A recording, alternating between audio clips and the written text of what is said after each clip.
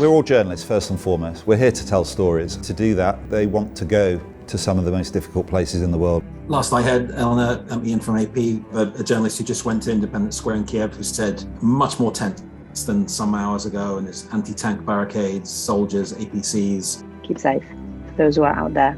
The day the Russia invaded Ukraine on the 24th of February, we started meeting every day. In Ukraine, we're very much on our own. And I think that's when a team like INSI really does come into its own, because we are all sharing information. We are jumping on calls. We are saying, don't go down this roadblock. Does anybody know somewhere safe to stay here? We've had to be our own support systems. I think INSI was born from 2 terrible days in May 2000.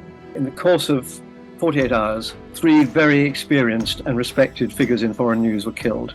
And I think at that moment, those of us in the industry thought, if people as experienced as that are dying, the environment has become intolerably dangerous.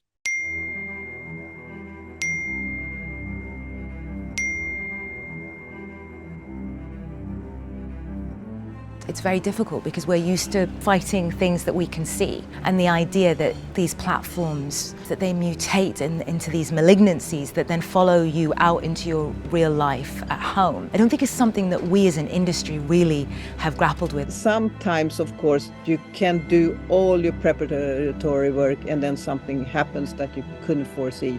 And that's the case when you go into these areas. Sorry, I have got a team in the field, so I just wanted to make sure that wasn't them.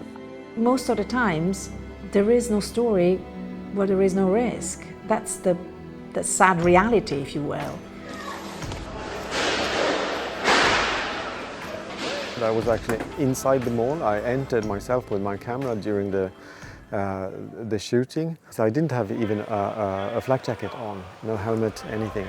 Today I would have done things differently, and it is very different today. You get these little whispers, something's not right, and you've got to listen to those whispers, and you've got to declare them.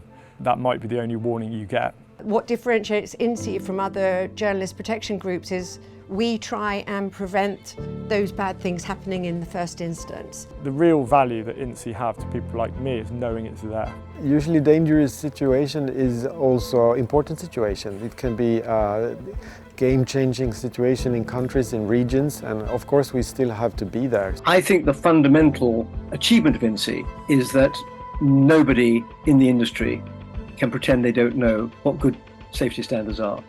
Nobody in the industry can say they don't know the difference between good training and bad training, between being properly equipped and not being equipped.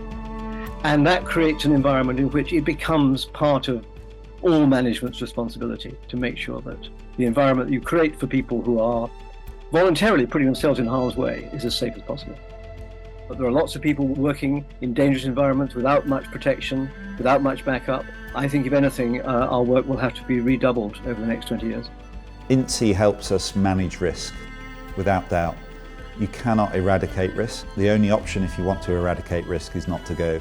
We want to go, we want to work as safely as possible. We want to bring everyone home from their assignments. That's the most important thing to remember. And INSI definitely helps our community of journalists do that. INSI isn't just a safety organisation, it's contributing to our ability to bear witness, to tell the truth,